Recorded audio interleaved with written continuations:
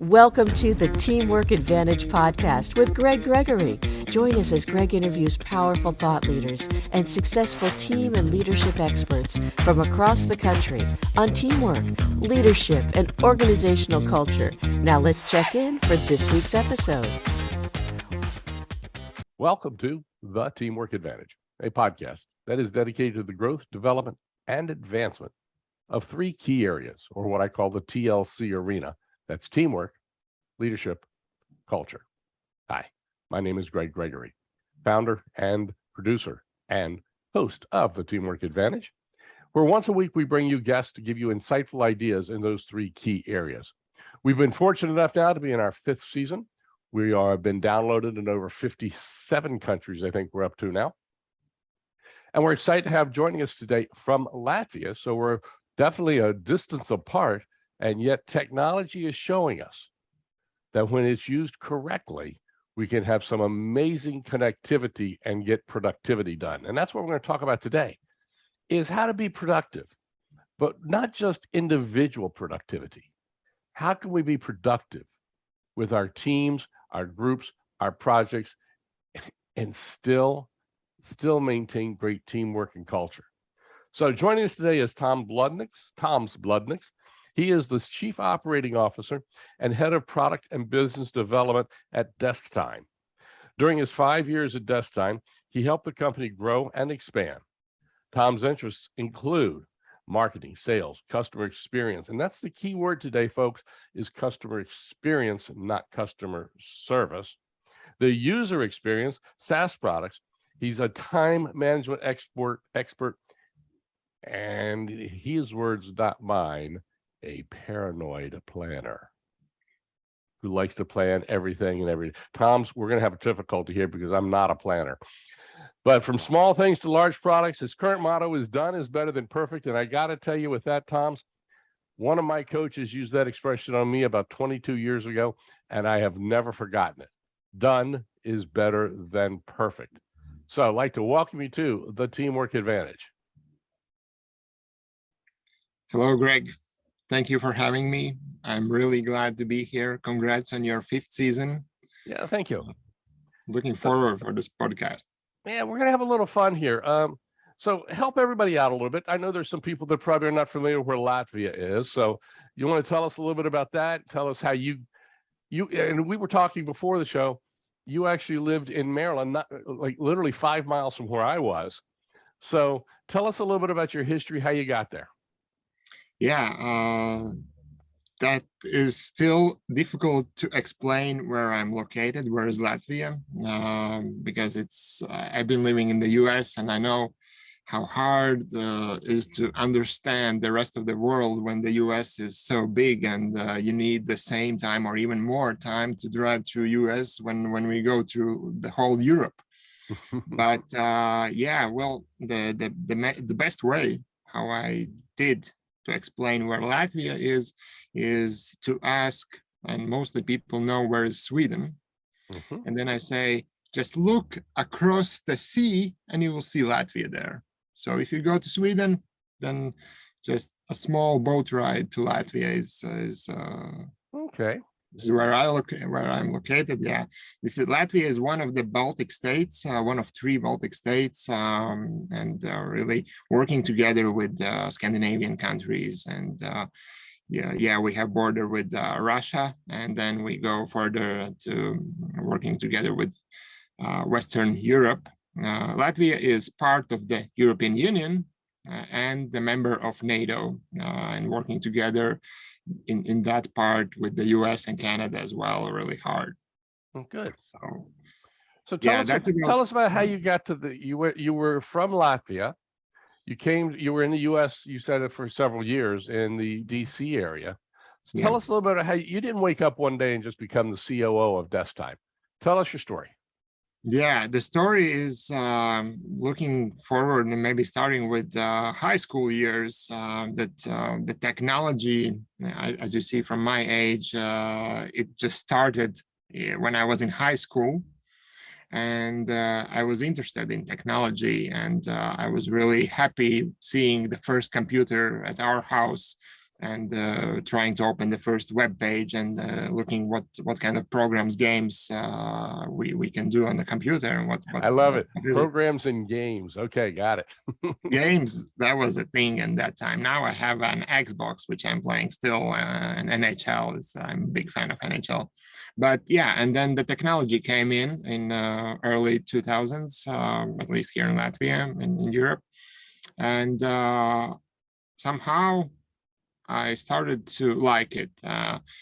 During the high school, I liked also talk to people. I had some, at this moment, I understand it was a sales skills. So I went into the sales. I started to work in stores like sales associate. I was growing there. The people like how I work. I was promoted. And then there was a first thing in my career. All over that, I was studying in the University of Latvia. Wanted to be a politician, don't knowing that I have a sales skills or some kind of project management skills. I was studying politics. The first thing was that I met my wife in which was she was working in, I would say, in politics in that time, and I needed to change my career. I needed to change my life, and we moved to US. We went to work there, and that time I started to work on my planning, project management skills more. Yes, we lived in the Washington, D.C. area, and during 3 years in the US, I was working with diplomats and politics and exploring that side. I didn't like the political side, but I liked the management, the project management, difficulties I need to resolve and stuff like that. And after 3 years of service in the US, we came back to Latvia. And I was starting to look for new career opportunities, and with my sales experience in retail and then in project management later in the US, and technology, loving technology all the time. Right. I found the job at DeskTime. DeskTime at that time, 6 years ago, was a very small company, just worked over a few years and started to go on a market, like being on a market for several years already, but still a small company, finding their niche. And they needed a customer manager, project manager, all in one person that would try to help to boost the business. As with all small companies, everybody wears many hats. Yeah, exactly. Yeah, probably, yeah, the startup is the real name probably now at our times. And yeah, so I got there, started there, changing the hats, helping to boost the business and everything. And we started to grow higher and higher. And then a few years ago, we still all remember and know, and it's still sitting in our heads, the COVID-19 hit. That was actually a huge boost, as we all know, from all the internet, all the technology world. So yeah, DeskTime as a technology company, the software company, was one of those which got the boost. And yeah, we in last few years we have raised all the metrics 4 and 5 times. So as well, the team size has grown from that time 4 or 5 people now to 25 people which are working. So yeah, and someone. Well, I find it fascinating that you've gone from customer service to project management, and those two have kind of run parallel, because I think those are both very key elements. Now, when COVID hit, were you all working strictly in the office and then COVID hit, you went remote? What happened? Oh yeah, at that time before the COVID, like we are a time tracking, time management tool, which already before the COVID, we promoted remote work, working flexible hours and stuff like that, but really didn't use ourselves. No one of us, maybe for some days, but mostly in the office.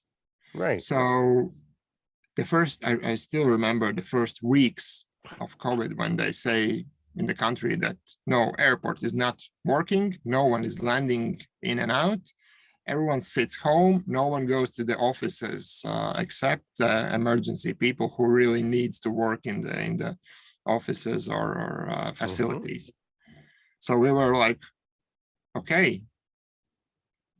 And then somehow it went really normal. Everyone likes the new normal word in these days.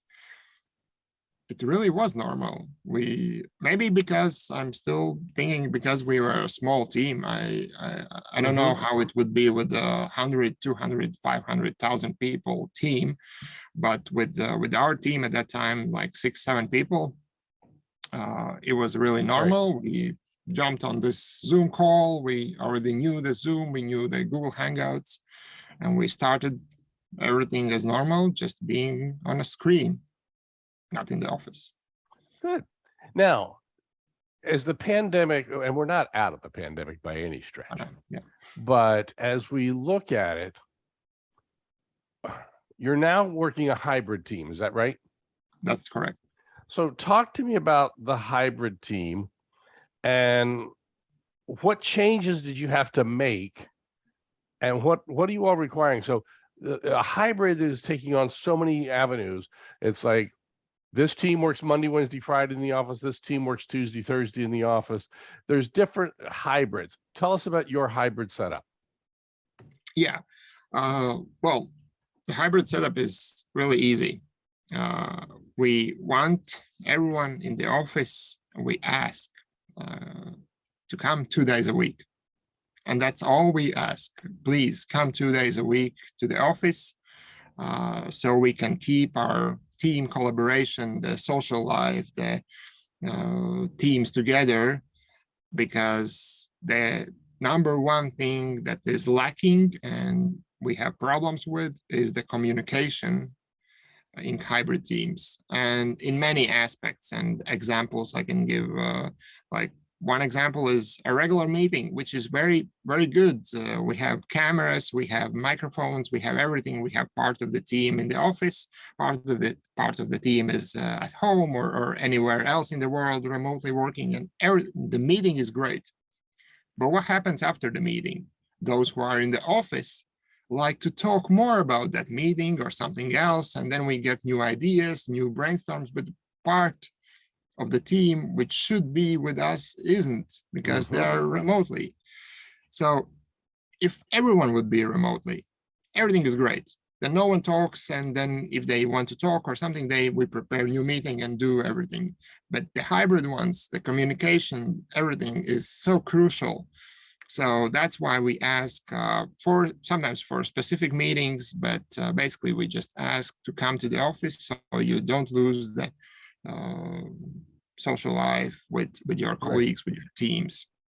So and the DeskTime gives the ability you to work anywhere, anytime, come to the office and plan your day as you really want, and it's easy for you or your team or your family and how you want to do that, because nothing has been lost. Everything we can see in DeskTime. I see all my timings in DeskTime, how much I have worked, what time I came, what time I left, and how much more I need to work. So, and we have this also, we, together with all the hybrid team topic, we have the flexibility we give. Whichever, even if we would work in the office, we had the flexibility that you can choose when you want to work, what hours. The only condition is to work 35 hours a week, and that's it. So if it's easier for you to work in the mornings and then in the evenings, you can do that. Okay. Or whichever. So let me ask you, are people working 35 or are they working 40, 45? I know you're in Latvia. I don't know what it's like there, but if you're around Europe, I know there's this big thing about making sure we work to live, not live to work. And Yeah. so I know here in the US, a lot of people, when they started working remotely, are finding themselves working 50, 60 hours a week. Yeah. But those are two questions, Greg, I think, because the one question is, yeah, in general, that everyone likes to work more, mostly everyone. I don't know the reason maybe why. I can tell about myself that I really get deep in the work and I really want to finish, and I see more than I want to do that because I really like to work what I do, and probably mostly for people that's the reason. But yeah, but in DeskTime we try to keep the work-life balance, and we try to have that option that you really work 35 hours a week, and then rest of the time you spend with your family, you do activities, you go jogging, learning, and whatever you want. So you have full life, and you are also happy at work on those 35 hours and effective for those 35 hours. We have actually, I didn't prepare, but we have a lot of statistical data, and I can find later about the countries most productive and most countries which work more. And I know Americans are really who like to work, and they work a lot comparing to other. Yeah. So that's the other topic, that there are countries that somehow it's from history, or I don't know the reason, that they really work a lot. And it's not about remote work, because remote work, that's another another experiment and data that we see from our team as well, and personally from me. When I'm at home, I work much more, and I work without breaks, and that's because I don't have anything to do else. I just need to work. In the office, yes, I can go. I have longer lunch. I have coffee breaks. I talk to people. We play table tennis and other board games here. So it's less time for working, but remotely, it's. And what I've noticed is when people, I've been working from home for over 20 some years, and some nights, if I got something on my mind, I'll wake up and I'll go down to the office at 3 o'clock in the morning, and I will work till 6, 7, 8 o'clock, and then take a break and things like. And it's just, I've had to realize that we need to make sure we take those breaks in our personal sides when we're working remotely as well. Early on in the podcast, we had a physical trainer. She's a personal trainer. She also happens to be a physical therapist. And she was talking about how to make sure we use our body and exercises to do so that we're not, developing things like stagnant hypoxia at our desks and things of that nature. But it's so powerful when we start realizing we sometimes just get in that zone, if you will, and that can be a challenge. So let me ask, when you went to make the switch to the 35-hour work week, and it's hybrids, let me ask this question first, the hybrid teams. Do people get to choose what 2 days they want to come in, or do you ask everybody to come in the same day, or are they assigned days, or how does that work? Yeah, that's fully up to each team member, and mostly they assign some days. I know the development team comes 90% comes on Wednesdays altogether, because they have one big meeting they do in the office now. Okay. But the other day or rest of the teams, they come as it's easy for them, and how right. to better manage. Yeah, it's up to them. To get collaboration, you've got to have everybody there. That's absolutely true, and that's key. So how was it making the switch to 35 hours? Was everybody okay with it? Did they because before they had to come to the office, there were set hours. Now that you're saying, hey, you can work, 2 p.m. to midnight, I don't care. You work 35 hours straight as long as you get your 35 hours in. Yeah, exactly. Yeah. Well, for most of the people, it was all good, and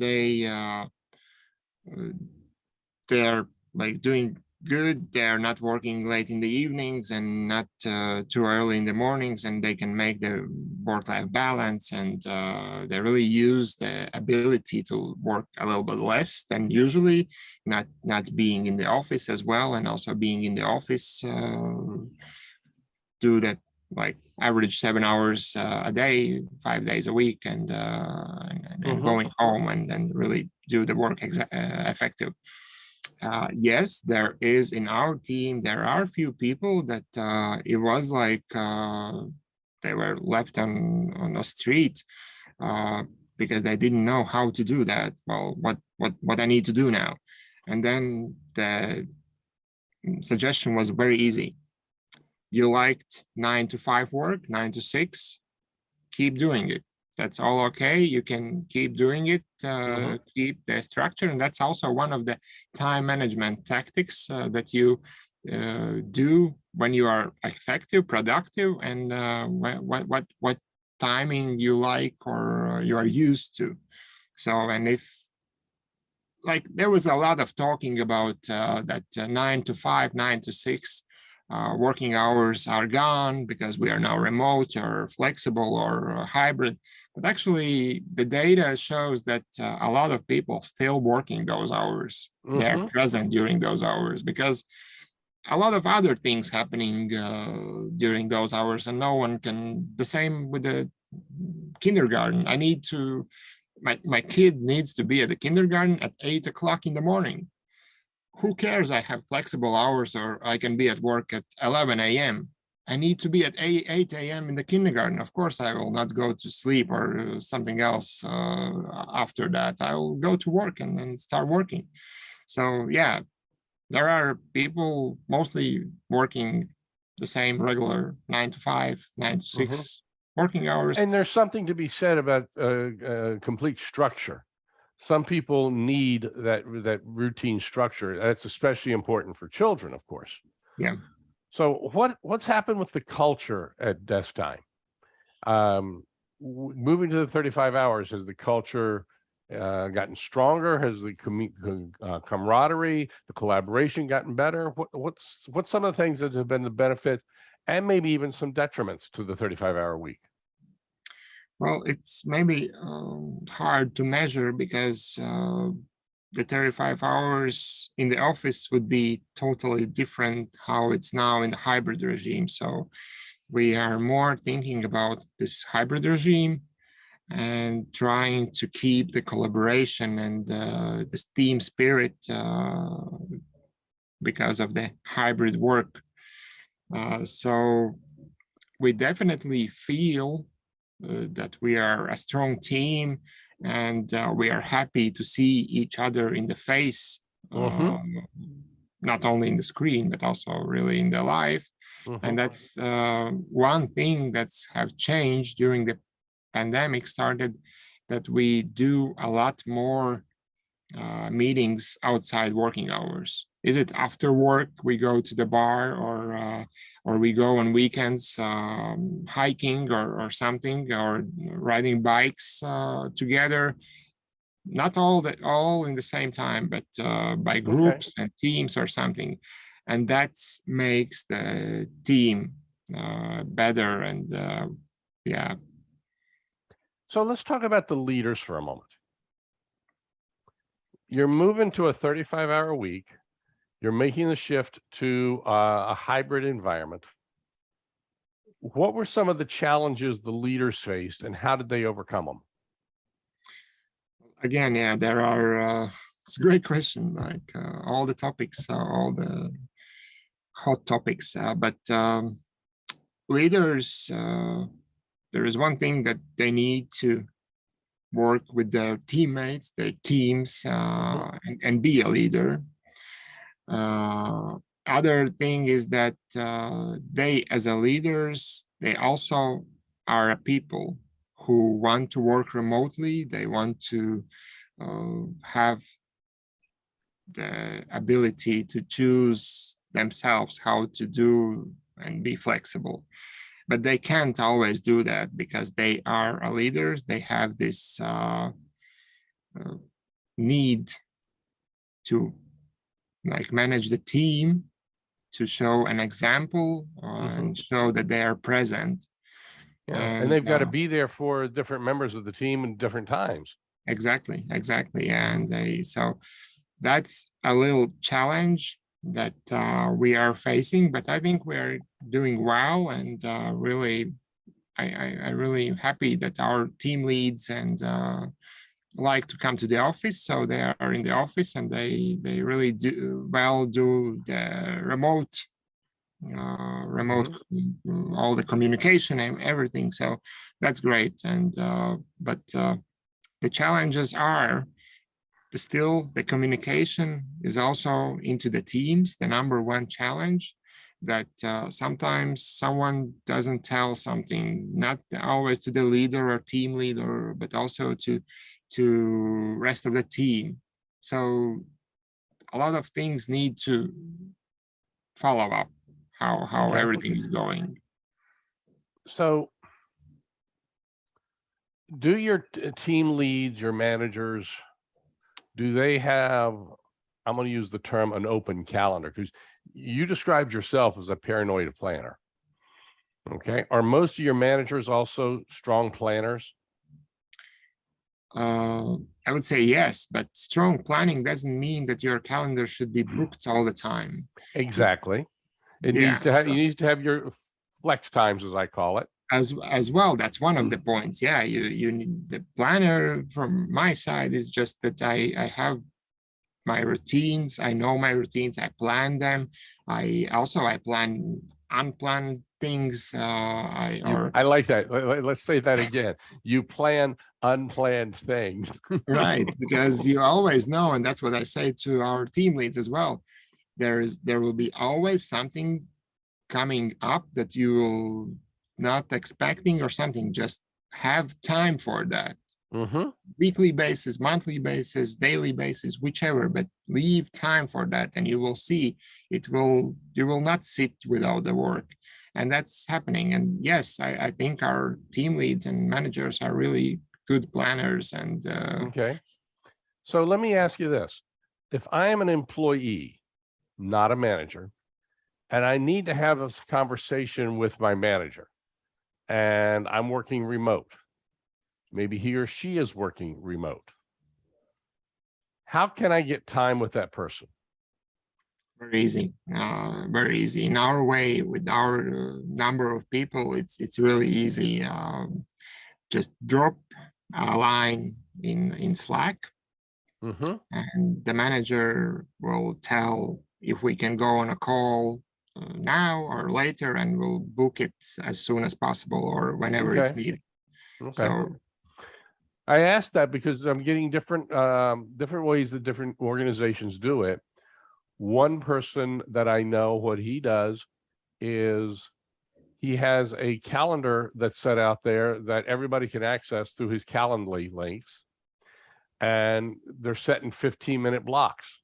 So if I need to chat with my manager, I go to his or her calendar, I book a time that fits my schedule, because he or she is then going to keep that time slot open. They're going to plan, that's part of their plan for the unplanned time frame.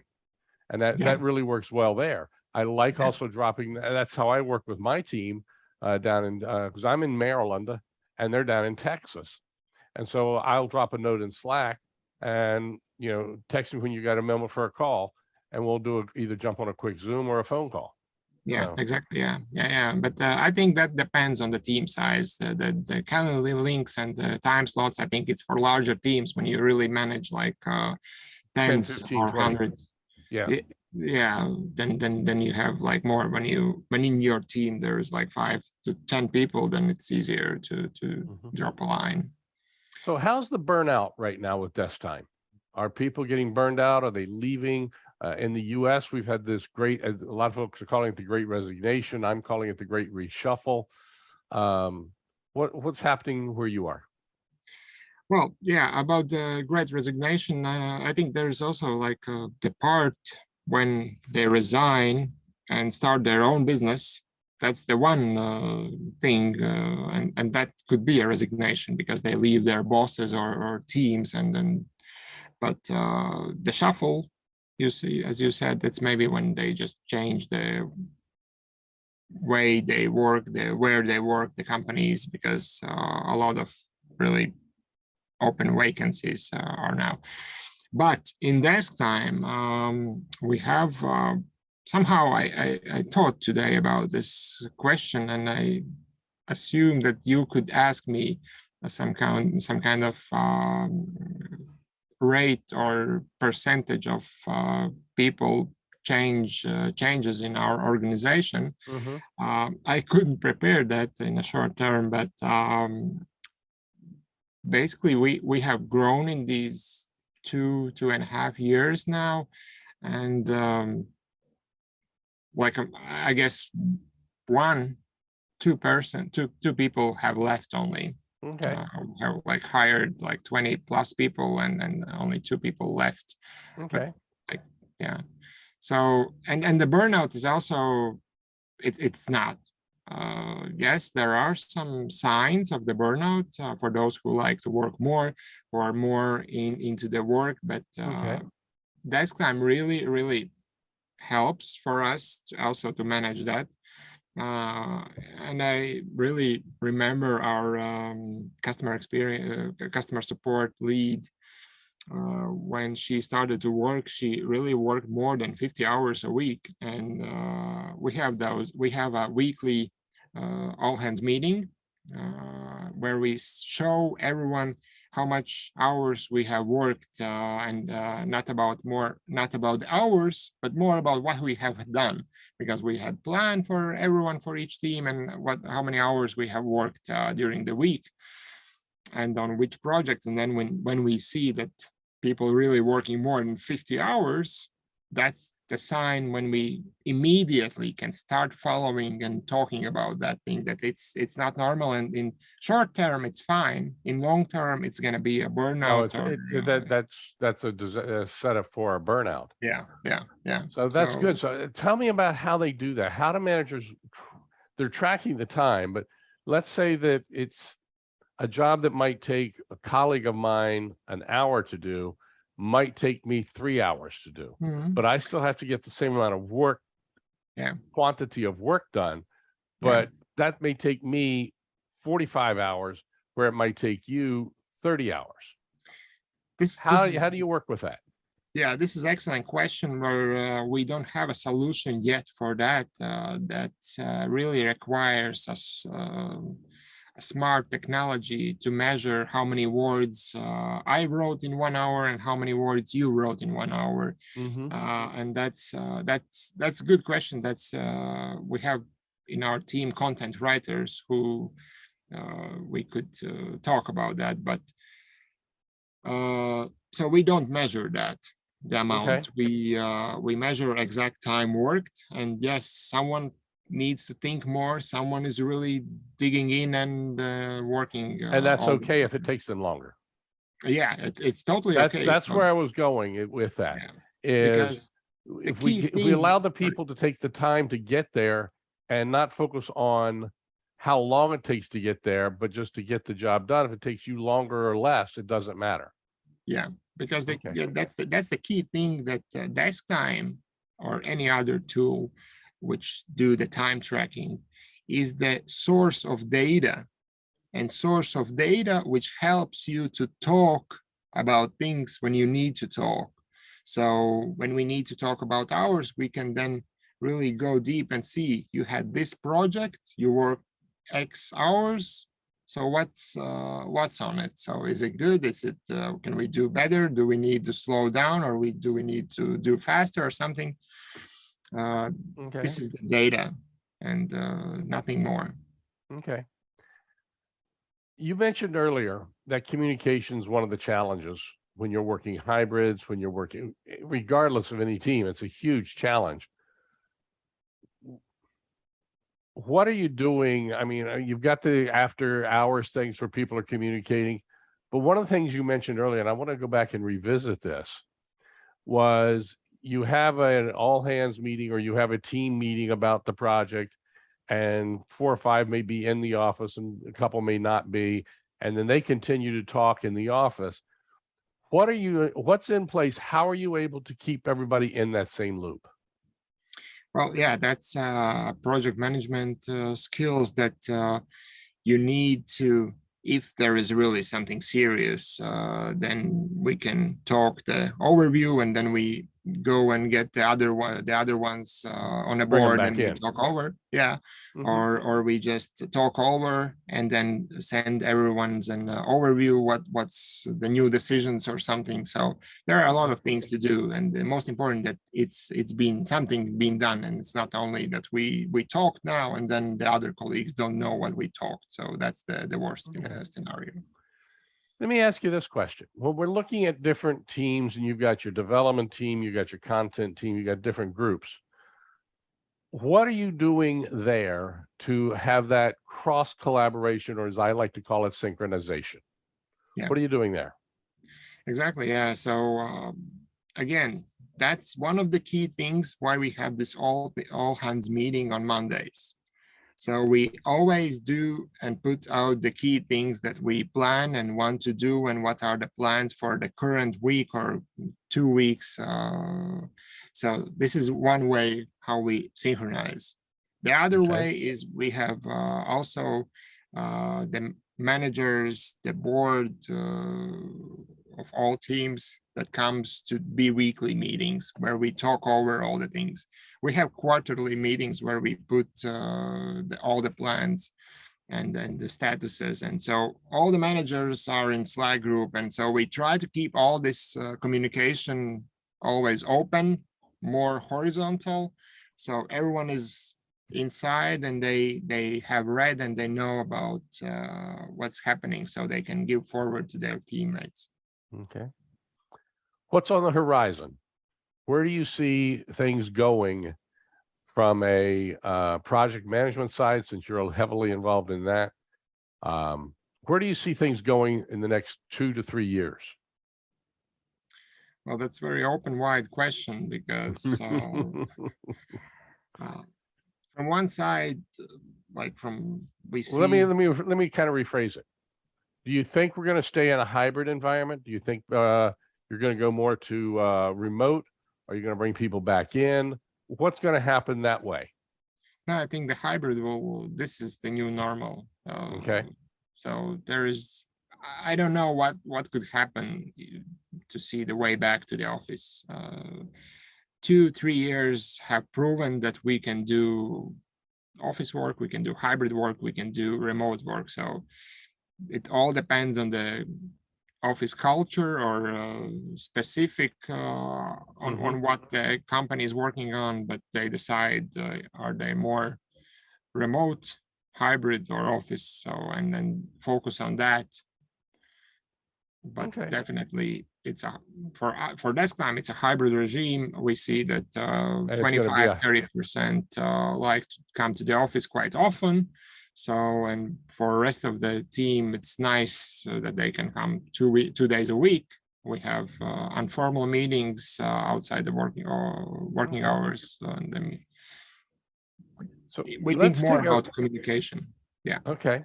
Let's take a whole different curve here. You are a planner. I think I said in the opening there, I'm not. Yeah. I mean, I have ballpark idea. But you have tools that do that for you. Somewhat. What advice would you give? I'm asking for a friend, if you will. What advice would you give somebody today that's, and again, I've worked from home and I've worked out remotely for, almost 30 years. But what advice would you give to people today to be a better planner? Well, I need to do user research or your customer research to get to understand why you want to be a better planner. Because a few days ago, my wife asked me, why can't we go just like randomly to the beach and that's it? Why we need to plan that? Because I'm planner. I need to plan. I need to know if we go to the beach this evening, or we can stay at home, or what do we do? And so see, there is not only the good side or sunshine in my life as well, that I like to plan everything, and I'm angry when there's some kind of unplanned things when I have planned something else. So the question is why, and what shows you that you need to plan more? Because if you are happy, if you see the growth in whatever business, family, and everyone is happy, then you're planning okay, and you don't need more. But the case is, if you see any problem, then let's talk about that specific problem. That's the same in our project or in our DeskTime. When we have user experience, customer experience, when we're looking for problems and then trying to solve those problems, we are not making the problems where they are not. So if you don't have problems with planning, everything is good. Yeah, I think you just said something very key. We tend to make problems out of things that aren't necessarily problems. Exactly. And we got to take care of that. We've had a great conversation here. Again, we like to make sure the Teamwork Advantage stays in about 40 minutes for you folks that are driving to work these days, or maybe you're doing a dog walk for about 40 minutes. One way or the other, the Teamwork Advantage is here for you, where we share skills and ideas that you can use and implement immediately.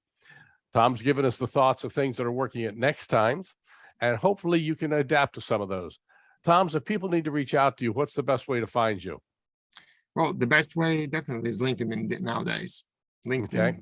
Great LinkedIn. source. So I'm going to go ahead and spell your name because it's a little different, especially for our folks in the U.S. First name is Toms, T-O-M-S, Blodnieks, B-L-O-D-N-I-E-K-S, Toms Blodnieks. I want to thank you so much for being with us today and sharing your thoughts and ideas as the Chief Operating Officer at DeskTime. I'd like to get you back on here in another year. We'll see where things have changed, the growth of DeskTime, the changes in the economy, the changes in the environment, because it's rapidly changing. So will you join us again sometime, Toms? Thank you, Greg. That was a great talking. Good to have you here. So until next week, folks, remember, having a good day is just being average. When you listen to the Teamwork Advantage, we know that you are not average. So go make today an excellent and exceptional day. Take care. Bye-bye. You've been listening to the Teamwork Advantage with Greg Gregory. Be sure to like, subscribe, and activate the bell icon to be notified of future episodes. To learn more about how Greg can help your organization develop a powerful winning culture, visit TeamsRock.com. That's TeamsRock.com.